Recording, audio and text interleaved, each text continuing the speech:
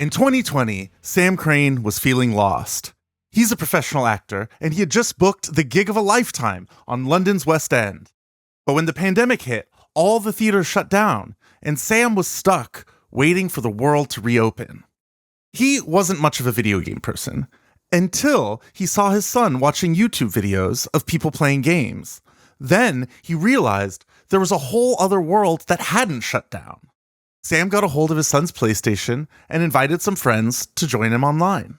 A lot of people found at that time that actually hanging out in those spaces is like really fun. Certainly when compared to like doing Zoom calls with friends or family. At first, he was just having fun. But artistic inspiration struck when he entered the virtual world of Grand Theft Auto 5. If you're a parent, that should send shivers down your spine if you hear these three words. Grand Theft Auto. Now, if you don't know what Grand Theft Auto is, it's only the most financially successful piece of entertainment ever. GTA is a video game in which you play as a gangster who's trying to build a criminal empire. It's notorious for its extreme cartoonish violence and cheat code hacks for minigames where your avatar can have sex with a stripper. For a game so crass in content, the level of detail in Grand Theft Auto is breathtaking. From autumn leaves falling to the reflection of the sunset glistening in ocean waves. And the city of San Andreas, where it all takes place, is so enormous you could spend ages exploring and still not find everything. So it was tucked away in a hidden area of the map that Sam made a discovery which charted the course for the next several years of his life. In one fortuitous moment, he found an empty theater.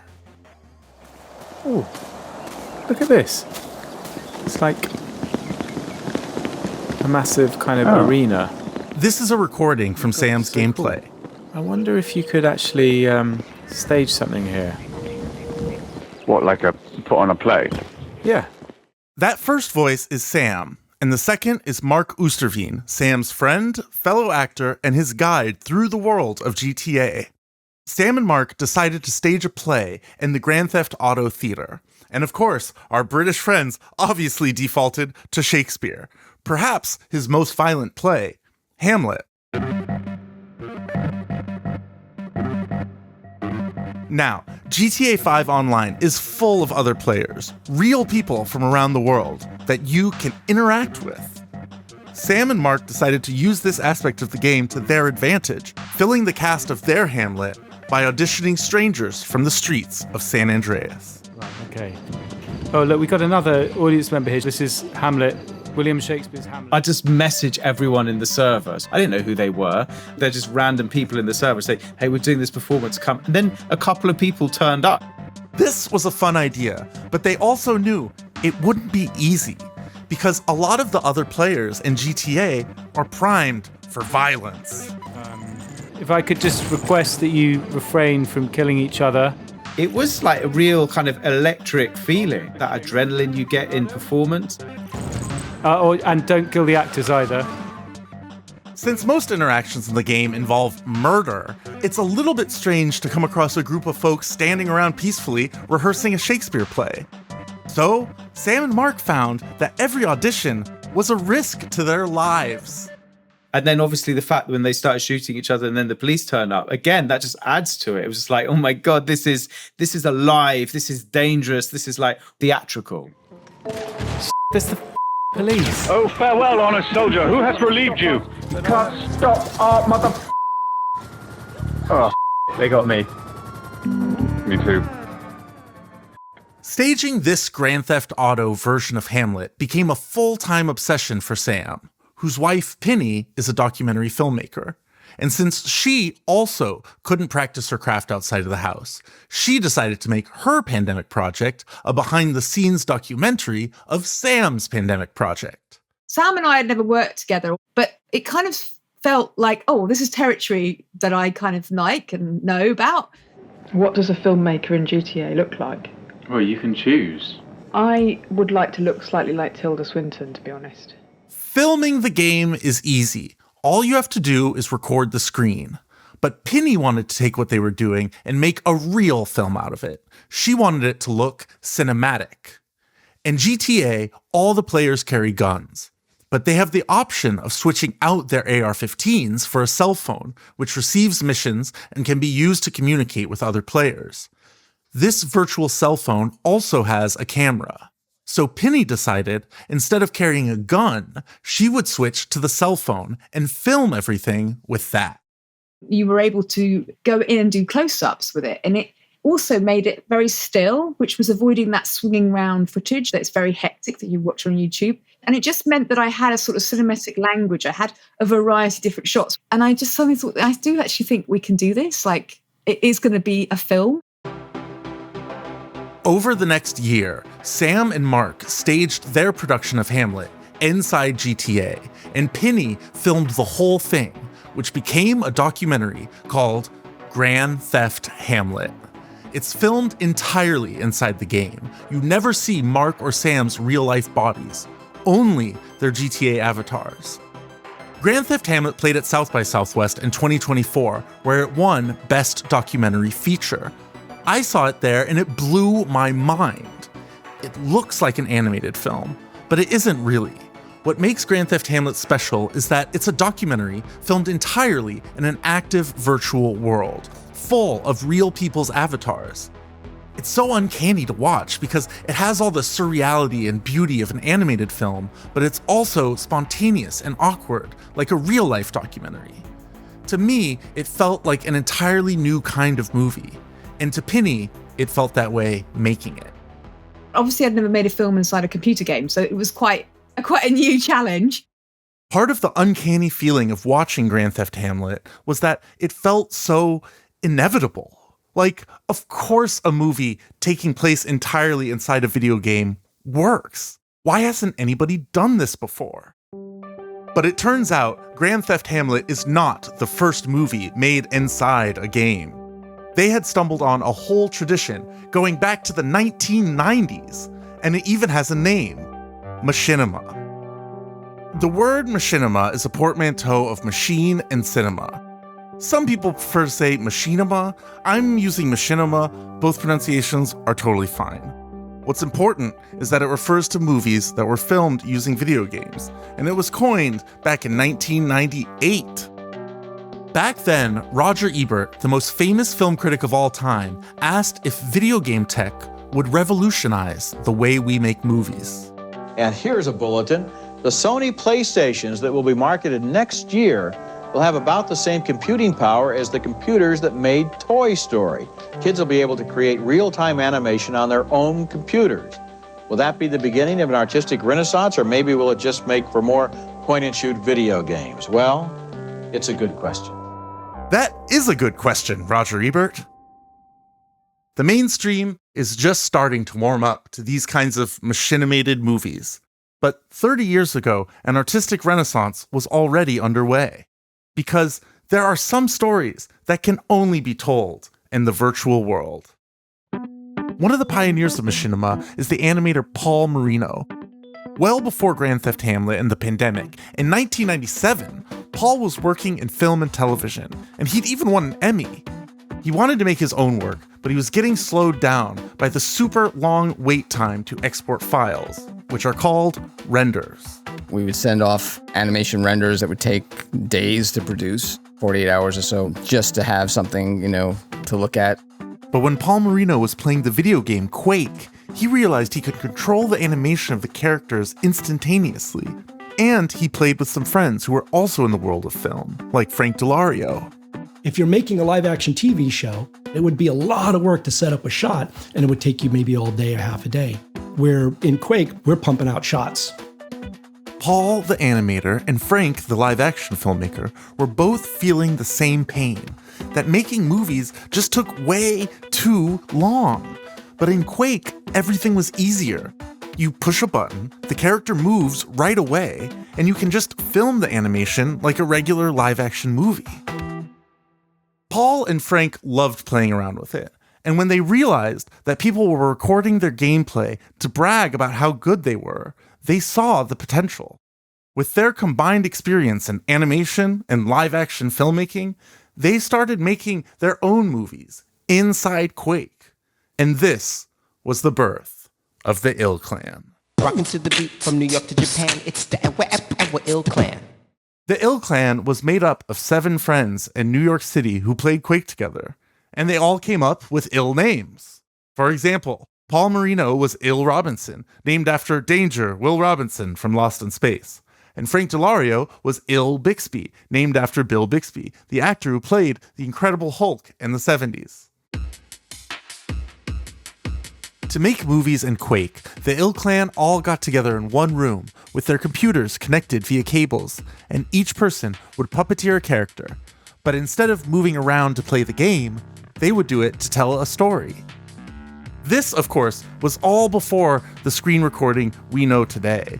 So, to film their movies, the Ill Clan had to make what's called a demo file, which could be shared online and played back inside another player's copy of Quake. And this wasn't the only technical limitation they were dealing with. Whenever you ran out of ammo, they gave you a melee weapon to use, and the melee weapon was an axe. Because they were working inside Quake, the Ill Clan had to figure out a reason for their characters to be carrying around axes. So, they turned them into lumberjacks. How do we justify them walking around with axes? So you're like, okay, well, we can at least make them look like lumberjacks if we can't take away their axes. So, their first film, titled Apartment Huntin', was about lumberjacks looking for an apartment. Non-lumberjacks to see the apartment. Non-lumberjacks, my eyes. You guys are both carrying axes. All 3 of you are. Well, we got them. The 3D graphics of Quake were impressive for the time, but the characters were still pretty blocky, and there wasn't a lot of details in the faces, so, like a theater production, they had to rely on loud performances to get their emotions across. Oh, okay, I got it. No, I got it. We're fine. Listen. They called Apartment Huntin' a quartoon, like a cartoon but with a Q for Quake. Their work was super inspired by Looney Tunes and the Marx Brothers. It's a lot of silly slapstick comedy. And to film the action, the Ill Clan designated one player as the camera person, whose point of view captured all the action. One of the things about creating a Quake movie was that it also needed to play back in Quake. We didn't have YouTube at the time, so it wasn't like you could just upload a streamed file for people to watch. And as a result of that, in order to do an edit, the camera person effectively would need to teleport. Okay, so there are interdimensional gateways in Quake that the player can use to fast travel between locations. The Ill Clan repurposed them to imitate the effect of having multiple cameras by teleporting the camera person to a different location in order to get a different angle.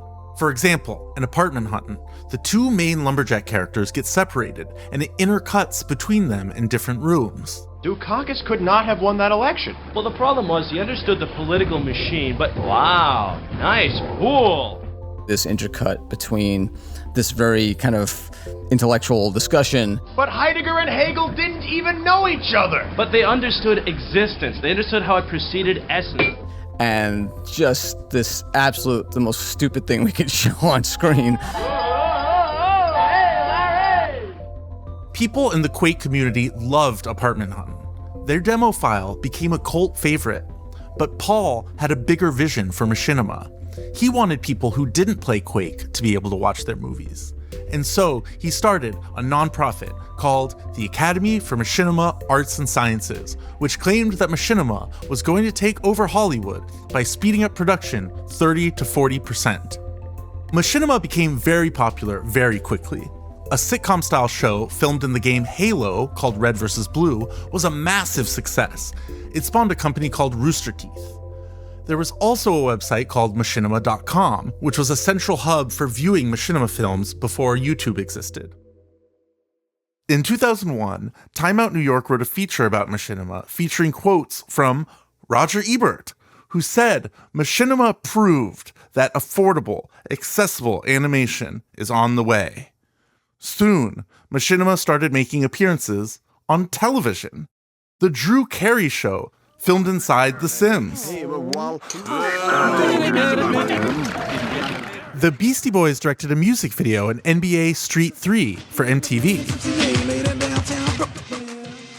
But perhaps the biggest piece of machinimated TV came via Comedy Central. This could very well lead to the end of the world of Warcraft. And an episode of South Park called Make Love, Not Warcraft, the characters' voices were coming out of their avatars in the World of Warcraft video game. This episode actually won an Emmy. The South Park guys needed to make it as Machinima because of the show's super quick production schedule. Here's South Park's Trey Parker talking about that in an audio commentary. It's kind of like directing a live action shoot. You're just sitting there going, okay, everyone run over here. And they would just all do it within the game, and we'd capture that. Having to animate all those individually would have taken forever. With all of this happening, Machinima.com became an economic powerhouse, becoming one of YouTube's top 5 channels, reaching over 1 billion monthly views. They made a deal with game studios so Machinimators could monetize their work. For a time, it seemed like a few lucky creators could make a career from Machinima. While Machinima was going mainstream, the original artists, like Paul Marino, were still off on the sidelines, trying to make art with their work and push the medium forward. All these television shows got permission from the people who made the games to broadcast their work. But a lot of independent creators, like Paul, couldn't make real money off of Machinima. We were in this kind of punk rock phase where we're like, yeah, we'll do all this stuff with this game technology and all the legal stuff around it. But at the same time, we want to be looked at as people that are serious about our craft. As Machinima started to find audiences and commercial success, the Ill Clan were setting out to prove that Machinima should be taken seriously as an art form. For the sequel to Apartment Huntin', Paul Marino hacked into Quake and imported his own custom 3D models, so they weren't using any of the game's IP, like characters or locations, just the underlying software that makes the game run in real time. The Ill Clan were winning a bunch of awards at film festivals around the world. But the Ill Clan's next big innovation is what took Machinima to the next level. Everything they had made up until this point was basically an animated film that happens to have been made inside a video game. In 2004, they were invited to the Florida Film Festival for their first ever live performance. The Ill Clan is about to take the process one step further. They're now ready to produce a Machinima film in front of a live audience. Frank Dellario from Ill Clan told me that the Florida Film Festival had heard about how they could render animation in real time. What they heard was, they do live animation? So they contact us like, hey, you want to come down to Florida Film Festival and do live animation? Ciao, benvenuto and welcome to Common Sense Cooking with Cook Carl, the show where you can learn to cook just like Cook Carl. And today we're going to talk about... Thanks to Paul's custom 3D models, the digital puppeteers could now control not only the mouths of the characters to lip sync to what they were saying, but also subtle facial expressions like raising an eyebrow, and they could do it live. They made a film in real time called Common Sense Cooking with Carl the Cook. I was thinking maybe to make this into Lenny Lumberjack's cooking show. What do you think? I don't think it's a good idea at all. Yeah, they like the idea. Oh, Carl, it'll be fine. Human interest. Let's go in the back. Sorry, Carl, you're out. Afterwards, people were kind of like, whoa, they were freaking out.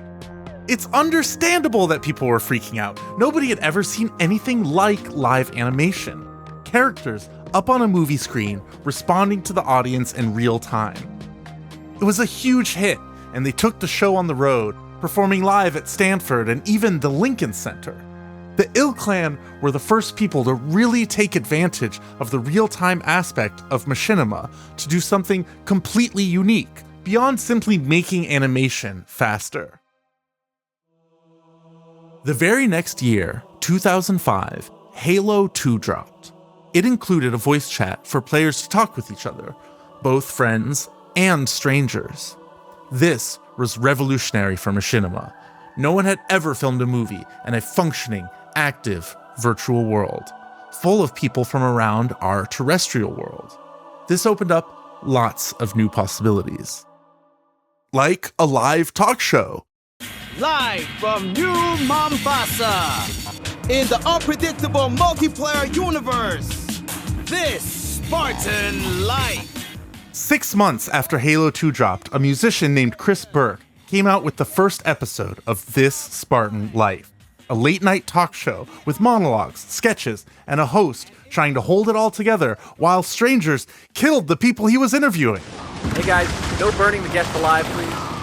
What made This Spartan Life so special is that it's not just an animated talk show. The host and the guest are surrounded by real people who are playing the game. There's so many outtakes I have of me just like yelling at the people in the game, like, don't kill the guest. We're shooting, bad choice of word. We're recording an interview. The show is largely an investigation into what it means to exist as a human in one of these virtual worlds. And no guest spoke better to the magic of being an artist in the online game space than Malcolm McLaren, legendary fashion designer and manager of the Sex Pistols. The virtual world becomes a more comfortable world, a world where that outlaw spirit can exist, and a world where you can absolutely continue to have magnificent failures, a world where you can in truth become an artist again. This is the real true story of rock and roll. It was not about anything other than how to live your life as a gangster in sartorial splendor and turning the world into a place where normality would never return again. This new direction for machinima led to many imitators that got a lot of media attention and traveled to film festivals around the world. The French Democracy, Molotov Alva and his search for the creator. The list goes on. But the golden age of machinima only lasted a few years. First, Machinima.com took a turn for the worse. According to Chris Burke, a lot of young machinima creators signed bad contracts with them. Within a few years, they got a little bit older and realized what had happened, and they started being very vocal about it on the internet, and Machinima.com got a really bad name. Eventually, Machinima.com realized that they didn't even need machinimators. You could get even more views on a video of someone just playing a game and talking. No edits, no scripts, no fancy filmmaking. And popular shows like Red vs. Blue started to use traditional 3D animation programs instead of filming in games. Machinima.com and Rooster Teeth both ended up getting bought out and shut down by AT&T, and their entire archives were erased.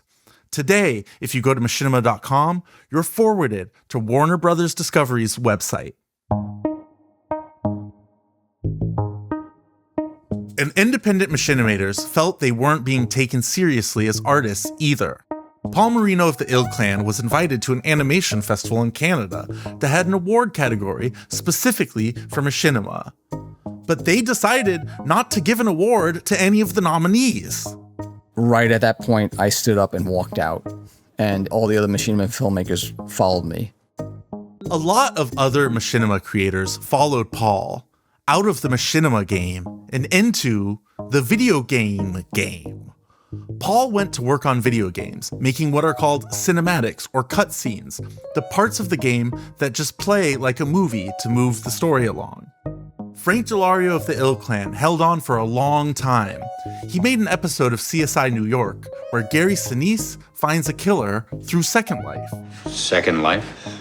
It's a metaverse, an online social network inside a virtual world.